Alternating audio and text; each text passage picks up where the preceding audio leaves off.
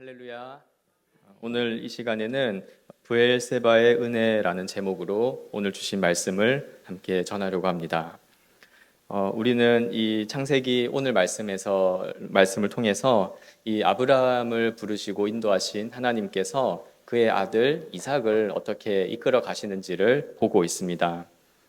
이것은 아브라함을 인도하신 그 하나님이 또한 이삭의 하나님이시기도 하다는 사실을 의미합니다. 그래서 우리가 지난번에 살폈던 26장에서 지금 이 사건들은 이 그랄 땅이라고 하는 곳에서의 사건들인데, 이삭이 그 아버지 아브라함과 매우 유사한 사건들을 경험하게 되는 것을 생각해 볼 수 있었습니다. 그래서 아내를 누이라 속이고 또 그런 과정 속에서 무사히 하나님의 보호하심을 경험했던 것이었죠. 이것은 하나님께서 그 아브라함을 택하시고 돌보셨던 것처럼 그의 아들인 이삭에게도 동일하게 함께 하시고 또 돌보신다는 것을 의미했습니다. 왜냐하면 이 이삭은 하나님과 아브라함이 맺은 그 언약에 의한 자손으로서 하나님께서 하나님께서 주신 그 언약을 이삭이 믿으면서 살았기 때문에 그런 경험들을 했던 것이죠. 이제 오늘 본문은 이삭이 그 그랄 땅에 있으면서 경험했던 또 하나의 사건을 보여주고 있는데요.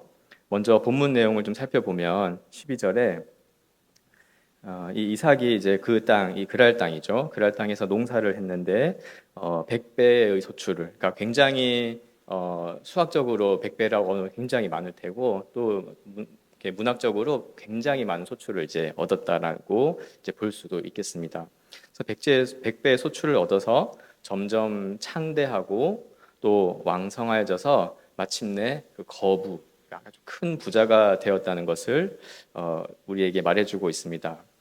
보니까 곡식도 많고 양과 소가 떼를 이루고 종들이 아주 심히 많아졌다, 이렇게 기록되어져 있죠. 지금 이 이삭이 이런 풍부한 곡식을 얻고 부자가 된 이것을 경험한 땅은 그랄 땅이라고 하는 곳입니다. 이스라엘 지형 중에서 그 아주 대부분을 차지하는 것이 사실 사막인데, 그것을 이제 네게브 사막이라고도 부르고 지명으로도 부릅니다.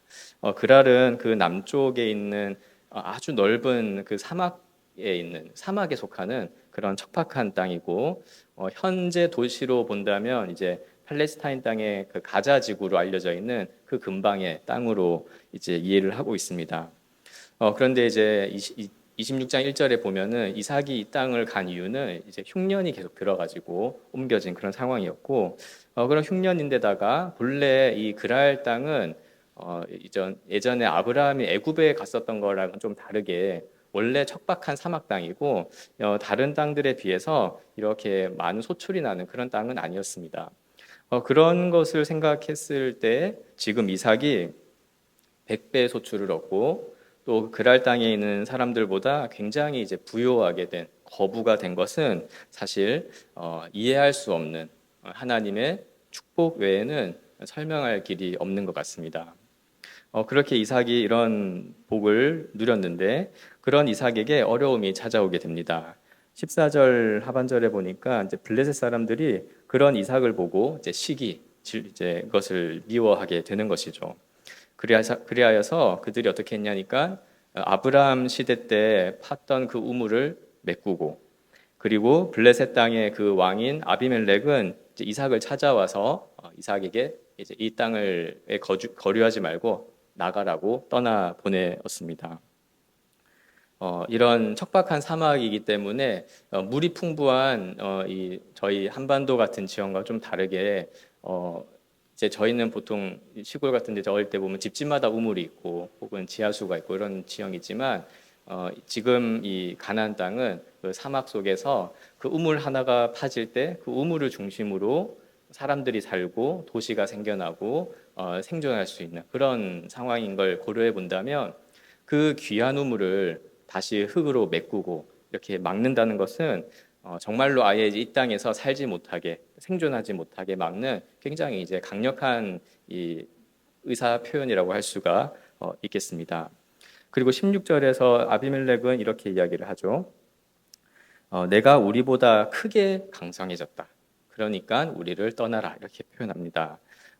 아비멜렉이 이제 그 그랄 땅에 다스리는 왕인데 그런 사람이 이삭에게 와서 우리보다 크게 강성했다 이렇게 말할 정도라면 이 블레셋에 있는 사람들이 이삭과 비교했을 때 정말 부담스러울 만큼 아주 큰 거부가 됐고 그 이삭의 부자됨이 이 아비멜렉의 통치권 이런 다스리는 통치에 영향을 줄 정도로 아마도 큰 거부가 됐던 것 같아요. 그만큼 번성했고 이제 그것으로 인해서 블레셋 사람들도 이삭을 미워하고 질투하고 이 블레셋 왕은 이것에 위협을 느끼는 어느 그 정도의 큰 규모로 이삭은 이제 번창을 했었고 그로 인해 지금 이제 그랄 땅에서는 쫓겨나게 되는 그런 상황이 된 것이죠.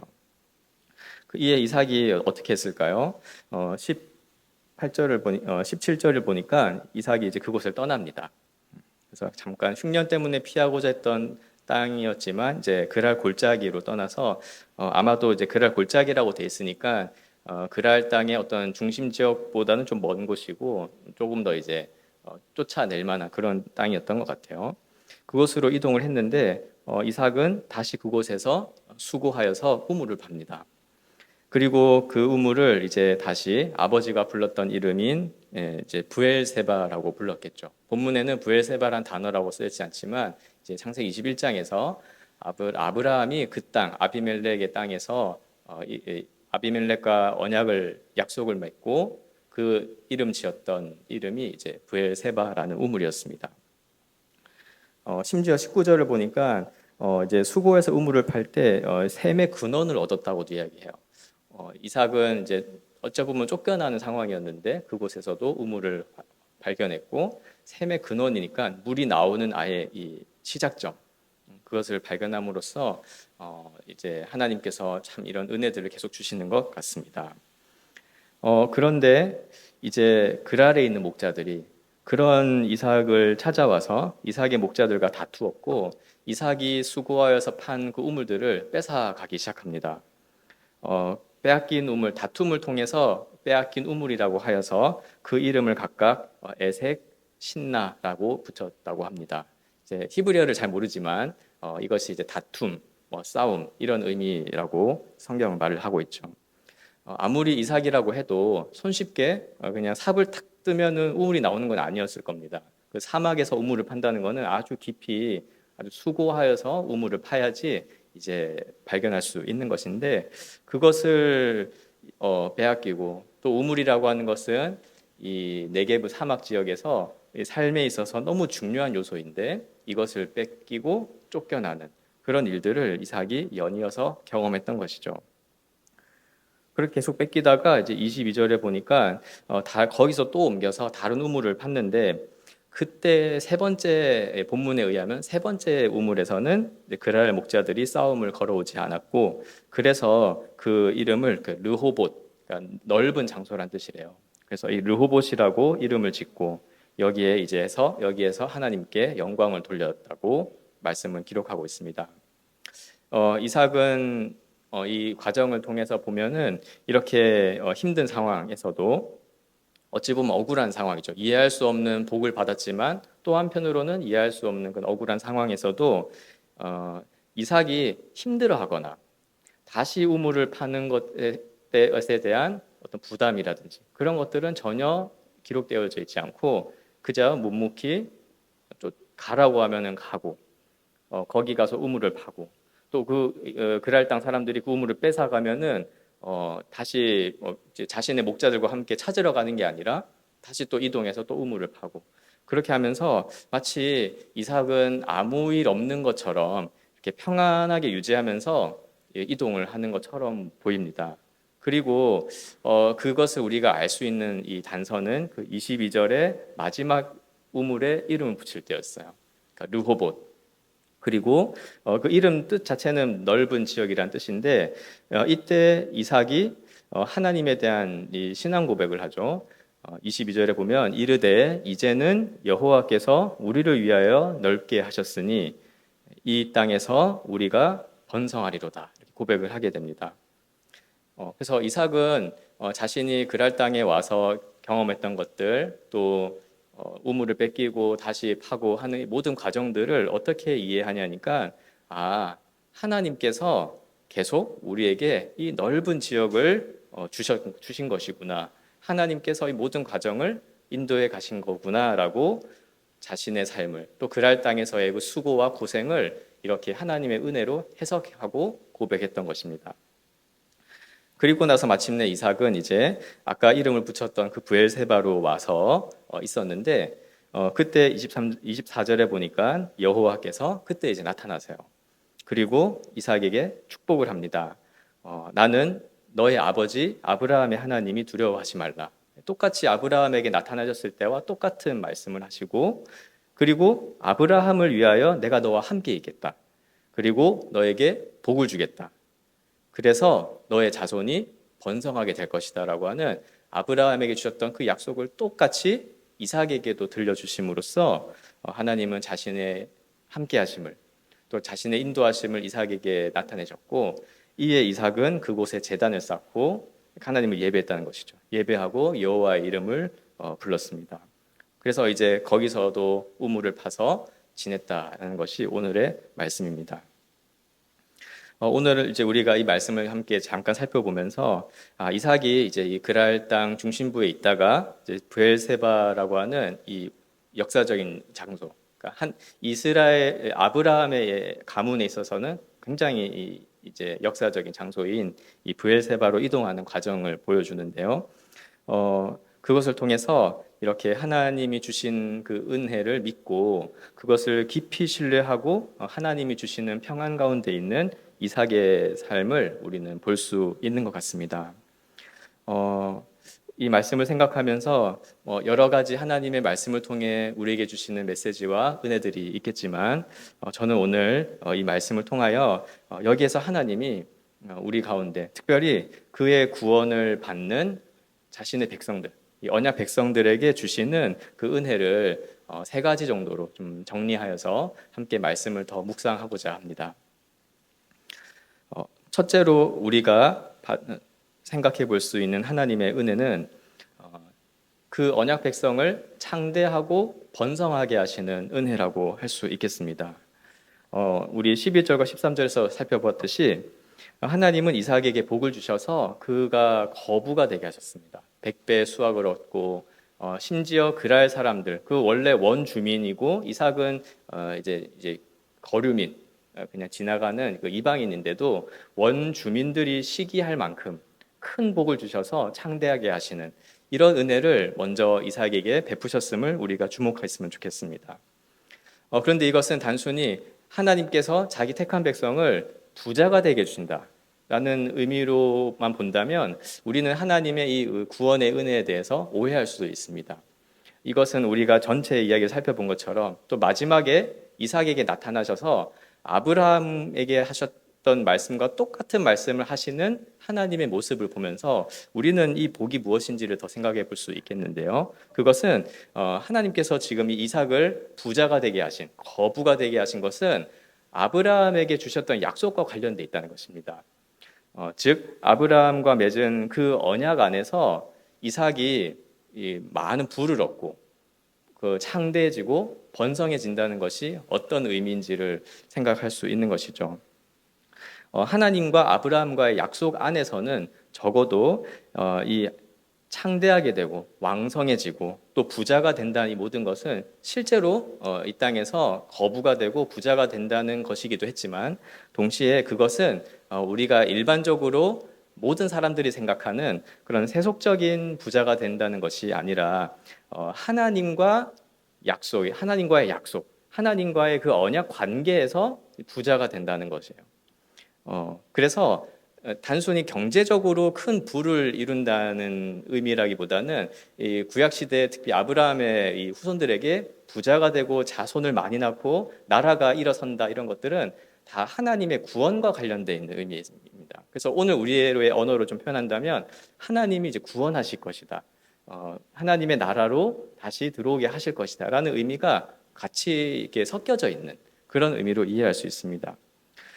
그렇기에 이 은혜는 단순히 이 세상 사람들과 비교하여서 더 창대해지고, 그리고 세상 사람들이 시기 질투할 만큼 큰 부를 이루게 된다는 그 단순한 의미보다는 거기에서 더 나아가서 이것을 통해 정말 하나님이 함께 하셔서 하나님이 그를 구원하신다고 하는 그 의미가 포함되어져 있는 것이죠.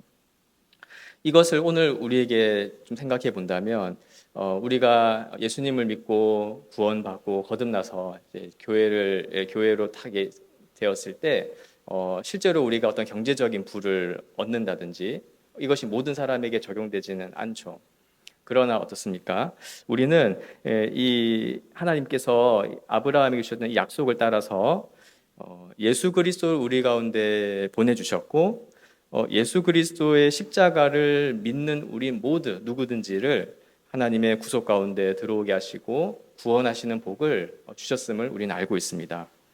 그래서 이 영적인 의미를 더 생각해 본다면, 우리가 예수 그리스도의 십자가를 믿고 그럴 때 거듭났을 때, 그리고 그 믿음으로 그리스도 안에 딱 거하게 된 그 순간부터 우리는 어떤 존재냐면 그리스도 안에서 창대하고 왕성하고 거부가 된 존재가 됐다는 의미입니다.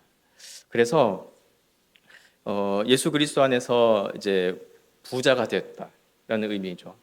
예수 그리스도 안에서 구원을 받았다는 것이라고 이해할 수 있겠습니다. 이것을 좀 신약 성경 말씀을 가지고 본다면 다음과 같습니다. 우리가 그리스도 안에서 구원받은 자가 되었다, 부한 자가 되었다, 부요한 자가 되었다는 것은 디모데 전서 6장 17절에서 19절의 말씀에서 좀 살펴볼 수 있는데요. 디모데전서 6장 17절에서 19절, 내가 이 세대에서 부한 자들을 명하여 마음을 높이지 말고 정함이 없는 재물에 소망을 두지 말고 오직 우리에게 모든 것을 후히 주사 누리게 하시는 하나님께 두며 선을 행하고 선한 사업을 많이 하고 나누어 주기를 좋아하며 너그러운 자가 되게 하라. 이것이 장래에 자기를 위하여 좋은 터를 쌓아 참된 생명을 취하는 것이니라. 아멘. 사도 바울이 디모데에게 권면하면서 성도들을 이렇게 권면하라 했을 때, 우리가 이 그리스도 안에서의 부자됨, 우리가 그리스도 안에서의 이 부요함을 누리는 자가 되게 하라고 권면한 말씀인데요. 사실 우리는 부요함을 생각할 때 많은 영역에 있어서 물질적인 부분들을 생각을 하기가 쉽습니다. 그것은 당연한 것이고 또 당연한 논리인 것이죠.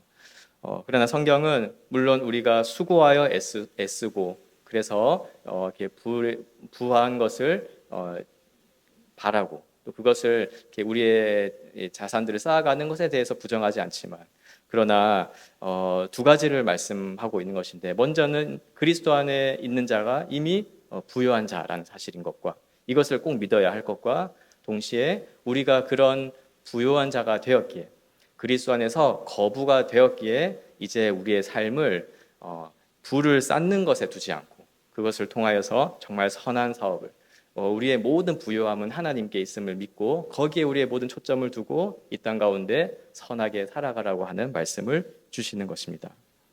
그래서 하나님께서는 이 이삭에게도 부요하게 하셨고, 우리가 지금 경제적으로 부요함을 누리지 못한다 할지라도 그러나 그리스도 안에서 하나님 나라의 모든 것을 주시고 누리게 하시는 그 부요함을 우리가 받았음을 우리는 생각할 수가 있는 것입니다. 둘째로 주신 은혜는, 이 하나님께서 이삭에게 베푸신 이 은혜가 그의 고난 가운데에서도 결코 단 한 번도 중단되지가 않고 멈추지 않은 그런 계속해서 지속적으로 부어지는 은혜라고 하는 사실입니다. 이삭이 그 그랄 땅에서 거부가 된 순간부터 이제 블레셋 사람들의 시기가 시작되었고, 아비멜렉이 찾아와서 쫓아내는 그런 일들이 있었죠. 그렇지만 어땠습니까? 그가 이동하는 곳마다 파면 우물이 나왔어요. 물론 그 우물을 쉽게 팠다는 말씀은 없기 때문에 알 수 없지만, 어쨌든 그가 우물이 없어서 생존을 걱정하고 또 우물을 수고해서 얻은 그 우물을 뺏기고 난 다음에 다시 이동했을 때 우물이 계속 나오는 것을 통해서 심지어 샘의 근원을 얻을 정도로 이런 우물들이 계속 나왔습니다. 이것은 그 그랄 땅에서 100배의 소출을 얻게 하신 그 은혜와 똑같은 하나님의 축복이었고 또한 구원이었습니다. 이 장면에서 우리는 비교되는 것을 볼 수가 있는데요. 사실 이 아비멜렉이 이삭을 찾아와서 이제 더 이상 우리 땅에 머물지 말고 또 떠나가라 했을 때는 아주 중대한 한 가지 사건이 이미 벌어진 것이었습니다. 그것은 무엇이었냐면 이 아비멜렉이 이삭의 아버지와 맺었던 아브라함과의 약속, 그 언약을 깨트린 것이었습니다. 원래 아브라함과 아비멜렉이 약속을 했어요. 특히 이제 아비멜렉이 먼저 찾아와서 화친을 요청하고 이렇게 뭐 약간 신앙 고백과 같은 이야기를 했죠. 하나님이 너와 함께 하시는 것 같다. 그래서 나에게 잘해주면 나도 너의 후손들과 너의 손자들과 자손 대대로 내가 잘 하겠다. 그래서 그 언약을 맺었었던 거였는데 아비멜렉이 그 언약을 깨트리고 그 아브라함의 후손인 이삭을 괴롭히고 쫓아냈던 것을 우리는 생각해 볼 수 있습니다. 그런데 동시에 이런 자신의 필요에 따라서 약속을 깨트리는 아비멜렉과 달리 우리 하나님께서는 아브라함과의 약속한 언약을 끝까지 신실하게 지키셔서 그 이삭을 지키시고 돌보셨다는 사건을 또한 보게 되는 것입니다. 그랄 땅에서뿐만이 아니라 쫓겨나는 모든 과정 속에서 하나님은 이삭을 돌보시고 그 르호봇 우물에 이르기까지 그 하나님이 이삭을 돌보신 것이죠. 사람은 자신의 필요에 따라서 그 약속을 또 그 언약을 깨트리지만 우리의 구원자 여호와 하나님은 어떤 상황에서도 언약을 지키시는 분이심을 우리가 기억하기를 바랍니다. 특히 자기 백성을 반드시 구원하시기 위해 이 언약을 지키시기에 하나님께서는 반드시 약속하신 대로 자기 백성을 구원하시는 그런 구원의 은혜를 베푸시며 어떤 상황 속에서도 멈추지 않고 중단되지 않고 계속 부어주시는 그 은혜가 있음을 우리가 기억해야겠습니다. 우리 모두는 예수 그리스도의 십자가 은혜로 구원을 다 받았습니다. 그렇지만 우리는 신실하게 믿음으로 살지 못할 때가 또한 있습니다. 특별히 하나님의 그 거룩한 율법을 기준으로 삼아서 우리의 삶을 보시고 우리의 행동이나 외모가 아니라 우리의 마음의 깊은 곳을 들여다보시겠다 한다면 어쩌면은 우리는 단 한순간도 하나님 앞에 내세울 수 없는 무언가를 내세울 수 없는 그 죄인인 것을 우리가 인정을 하죠. 그럼에도 불구하고 하나님은 어떻게 하시냐니까 자신이 약속하신 구원의 언약을 깨트리지 않으시고 자기 백성들을 저와 여러분들을 돌보고 계신다는 사실을 우리는 다시 한번 생각하면 좋겠습니다. 그래서 성도의 삶은 이와 같을 것입니다. 그 우물의 이름들 혹시 기억나시나요? 첫 번째와 두 번째 그 에색 신나라고 하는 그 우물들이었는데요. 그 우물을 파고 빼앗겼다가 반드시 하나님은 그 르호봇 더 크고 넓고 복된 지경으로 인도하시는 것이 성도의 삶이며 하나님의 인도하심인 것을 우리가 믿었으면 좋겠습니다. 그 어떤 것도 하나님이 주시는 평안의 길을 막을 수가 없는 것이죠.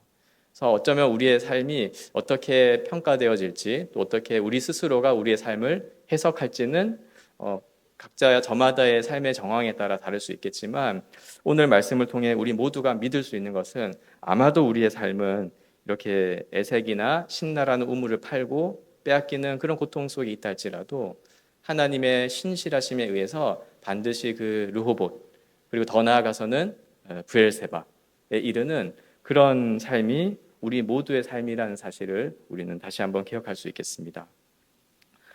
그렇기에 이 세상은 그 어떤 것도 하나님께서 예수 그리스도를 통해서 이루신 이 언약의 축복을 막을 수 없다는 것을 믿으시기를 바랍니다. 이 하나님이 언약의 축복을 막지 않고 어떤 것도 하나님의 자기 백성을 향한 언약의 축복을 막을 수 없다는 것을 신약 성경의 표현으로 우리가 살펴본다면 다음과 같이 볼 수 있겠습니다. 사도 바울이 이렇게 썼는데요. 로마서 8장 38절부터 39절. 내가 확신하노니 사망이나 생명이나 천사들이나 권세자들이나 현재일이나 장래일이나 능력이나 높음이나 깊음이나 다른 어떤 피조물이라도 우리를 우리 주 그리스도 예수 안에 있는 하나님의 사랑에서 끊을 수 없으리라. 아멘. 이 하나님의 사랑, 이것을 좀 구약의 언어로 표현한다면 하나님의 언약이라고 할 수도 있습니다. 세 번째 은혜는 하나님께서 주신 이 언약이 창대하게 하신 이 언약이 끊어지지 않고, 그리고 그렇게 살아가는 삶을 통해서 우리가 하나님을 증거하는 도구가 되게 하시는 그 은혜라고 할 수 있겠습니다. 그래서 우리가 살펴볼 세 번째 은혜는 하나님을 증거하는 은혜라고 할 수가 있습니다. 오늘 이 본문은 이제 뒤에 읽어보진 않았지만 간단한 결론이 나오는데, 사건 이후에 다시 그 아비멜렉이 자신들의 신하들과 더불어 찾아와서 이삭에게 화해를 요청하고 다시 약속을 맺는 것으로 끝이 납니다. 창세기 이제 오늘 본문의 26절을 보면 아비멜렉이 그 친구 아우삿과 군대 장관 비골과 더불어 그랄에서부터 이삭에게로 오게 됩니다.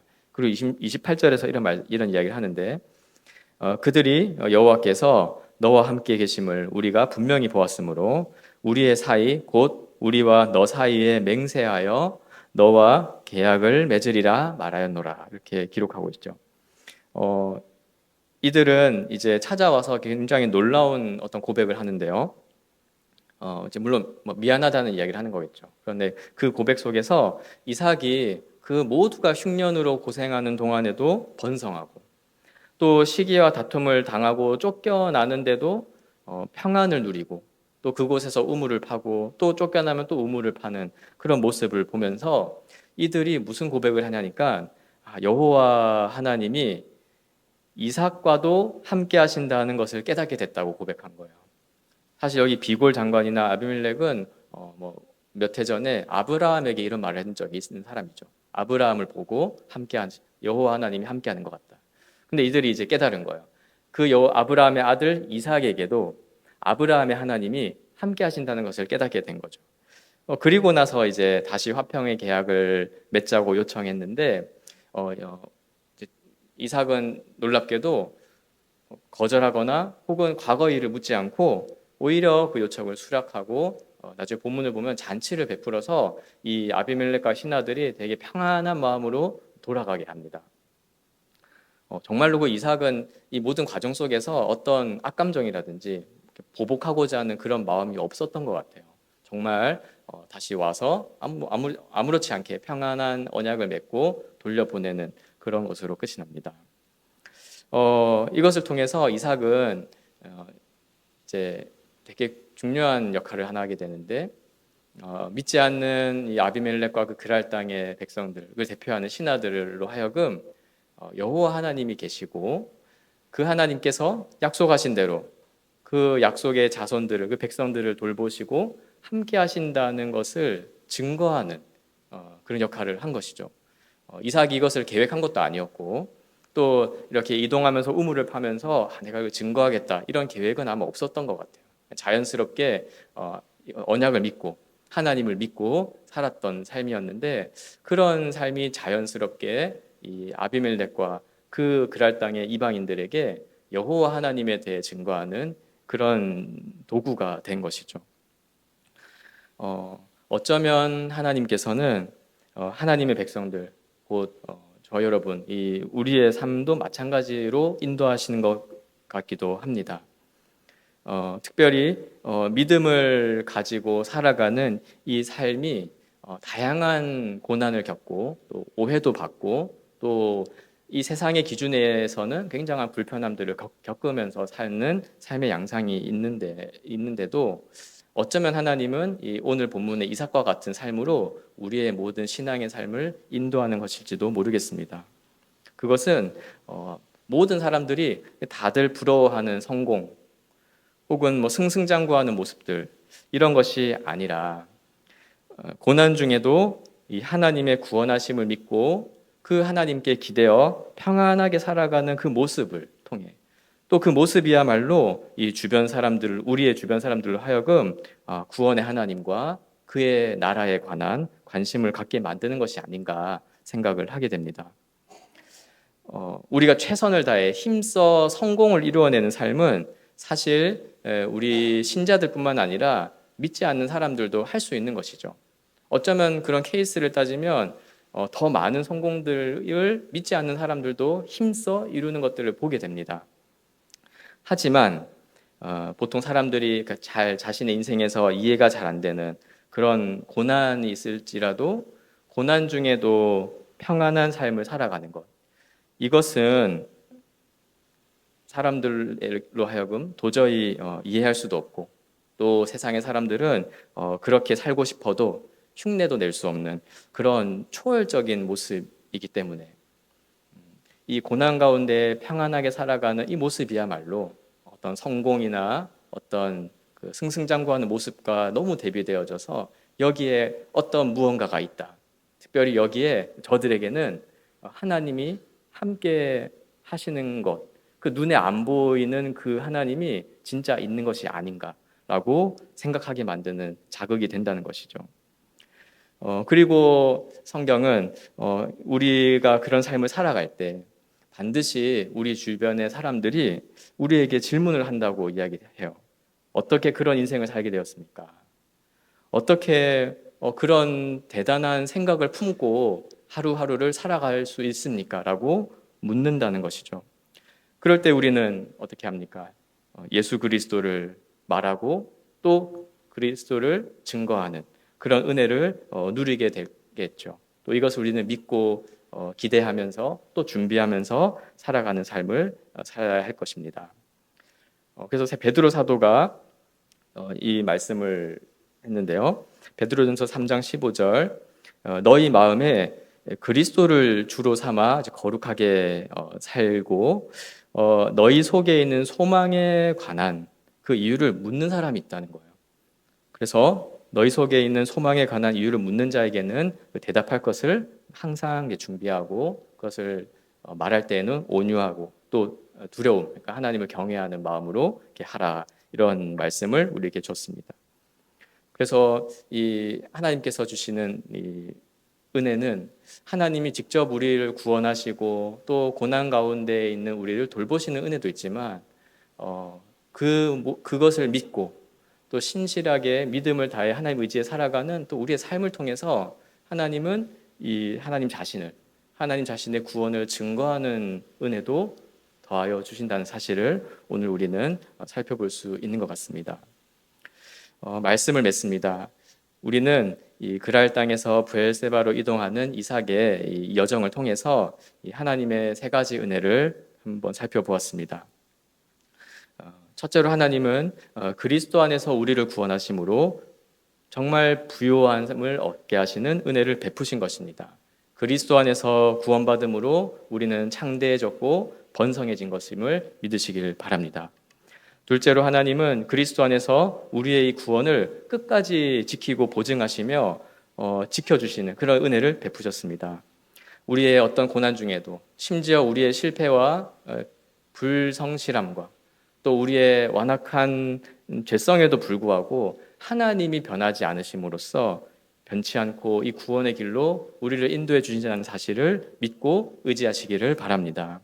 마지막으로 하나님은 그리스도 안에서의 평안한 삶을 통해서 하나님의 구원하심을 많은 사람에게 증거하는 은혜를 베푸신 것입니다. 사실 정말 우리 자신을 들여다봤을 때 보잘것없는 그런 인생으로 끝날 수도 있었던 우리의 삶이었는데 이 작은 인생인데 우리의 삶을 통해서 이 세상의 창조주를 또 이 세상의 구속주를 그 삼위 하나님을 증거하는 복된 인생으로 바꾸어 주셨다는 것이 얼마나 큰 은혜가 아닌지 모르겠습니다. 이 은혜를 생각하면서 감사하고 더 하나님을 사랑하고 그 뜻에 순종함으로 하나님의 살아계심을 증거하는 저와 여러분 또 우리 동산교회가 되기를 주님의 이름으로 축원합니다. 기도하겠습니다. 하나님 아버지, 오늘 주신 말씀을 통해 신실하신 언약의 하나님께서 그의 백성을 복되게 하시고 고난 중에도 지켜주시며 항상 평안한 삶으로 인도하신다는 사실을 보게 하시고 이 은혜가 예수 그리스도 안에서 믿음으로 동일하게 오늘 우리에게도 부어졌음을 알게 하심에 감사합니다. 그리스도 안에서 우리 모두가 이미 부요한 존재임을 믿게 하시고 에색 신나의 그 우물을 거쳐 르호봇 우물까지 인도하시는 하나님을 기대하게 하시고 또한 가장 넓고 복된 세상 곧 하나님 나라로의 여정 가운데 지금 우리가 서 있고 그 나라를 향하여 달려가고 있음을 기뻐하며 이 땅에서 언제나 평안하게 살아가는 주의 몸된 교회가 되게 하여 주옵소서. 주신 모든 은혜 감사드리며 예수님의 이름으로 기도합니다. 아멘.